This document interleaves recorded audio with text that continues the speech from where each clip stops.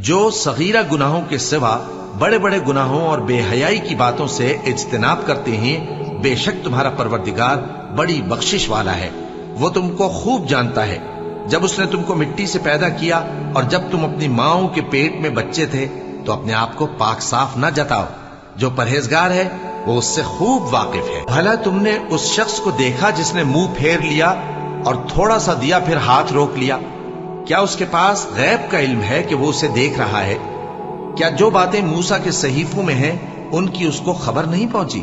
اور ابراہیم کے صحیفوں کی جنہوں نے حق اطاعت اور رسالت پورا کیا، وہ یہ کہ کوئی شخص دوسرے کے گناہ کا بوجھ نہیں اٹھائے گا، اور یہ کہ انسان کو وہی ملتا ہے جس کے لیے وہ محنت کرتا ہے، اور یہ کہ اس کی محنت کا جائزہ لیا جائے گا، پھر اس کو اس کا پورا پورا بدلہ دیا جائے گا، اور یہ کہ تمہارے پروردگار ہی کے پاس پہنچنا ہے۔